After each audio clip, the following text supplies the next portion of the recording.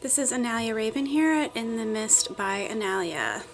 Thank you for stopping by, and today I'm going to be doing my video on Beltane as promised in my last video.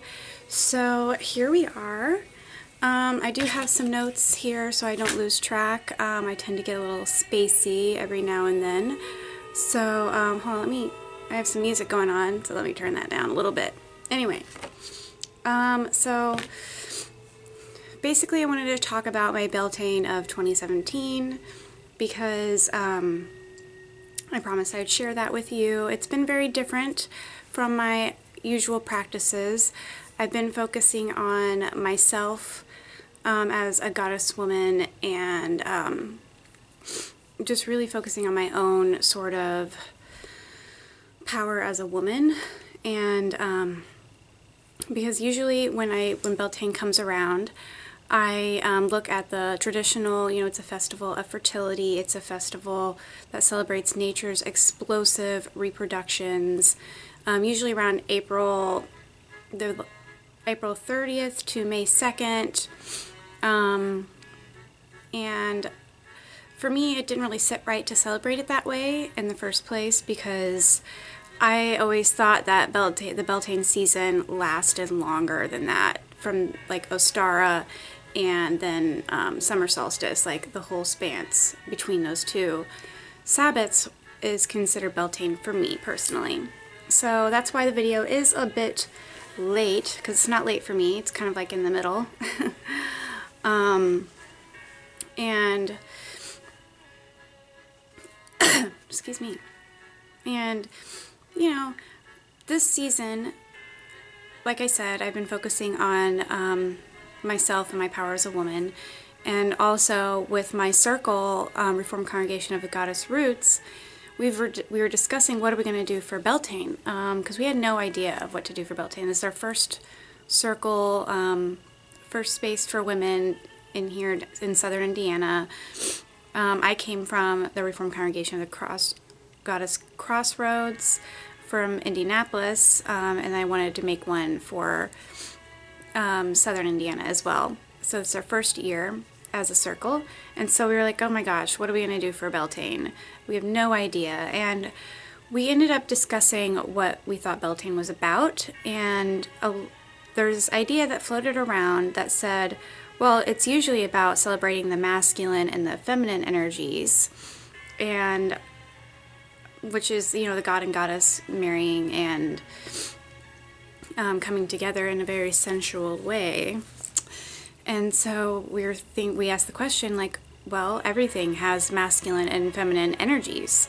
So as goddess women, if we're not focusing on the god form, which I'm not saying that the god form isn't a part of nature, I'm not. I mean, I do on my personal practices, I do look at the god form, or horned god, or however you want to say it. I do look at that and acknowledge that the masculine energy exists. There's no way that you can't, because you need men in the world to, reproduce, and you need women in the world to reproduce. There's both. And in nature, there's both male and female. So, but as celebrating Sabbats for goddess women is a bit different because their main focus is on the goddess. And so taking our personal practices aside and the traditional way to celebrate Beltane, we were just thinking, like, well, what if we celebrated Beltane in a way that was acknowledging the masculine and feminine within ourselves as women? Because, females have masculine energy as well.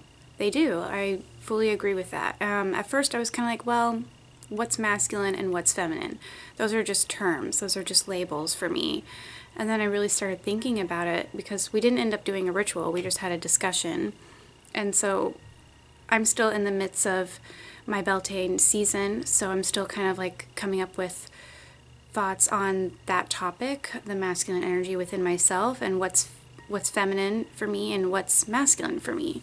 And I haven't really come up with an answer. I don't know if there is an answer right away. It's just like, it's a question that it can be argued either way depending on what your beliefs are. So I'm just trying to figure out how I can marry the masculine energies within myself and the feminine energies in a way that, you know, I could be okay with. Because in my experience with the masculine energies, or men in general, hasn't really been all that, you know, encouraging to invite the male God form into my life completely, and two, to, you know, accept the masculine energy within myself. So it's been a really a struggle. I mean, I haven't really journaled about it yet, and I know it's kind of, well, a bit late in the season, but I've kind of been just focusing on what is feminine to me. And so I don't know if you guys remember, you can check it out, it's an older video talking about my red tent altar space, which is right behind me. Show you real quick. So yeah, that's my red tent altar space.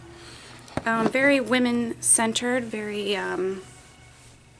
goddess-related, and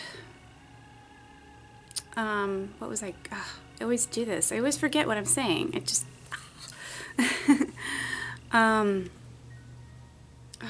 I forgot what I was saying. Oh well. Anyway, and yeah, so my experiences with the male energies hasn't really been that great to invite them into my life completely.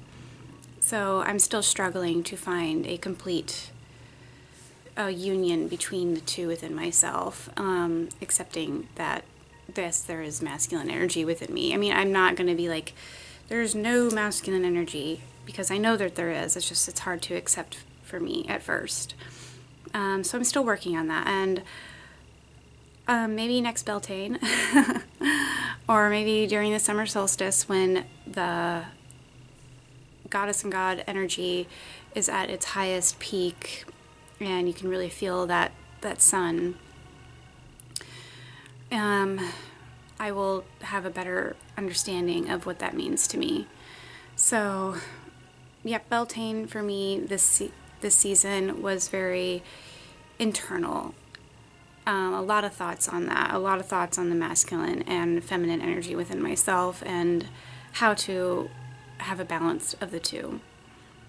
It might help if I thought about maybe working with a god form, like the horned god, to see if it can help heal my relationship with the masculine energies. I'm probably going to end up doing that, so I will keep you updated. And that's another thing, like, as goddess women, yes, we do worship the goddess, and she's the focal point of our spirituality. Well, my spirituality. I'm not going to speak for every goddess woman, but focal point of my spirituality. But I can't just deny this whole other side to nature. I really can't, and it doesn't sit right with me when I do. But so I think I'm going to do some work with the god form.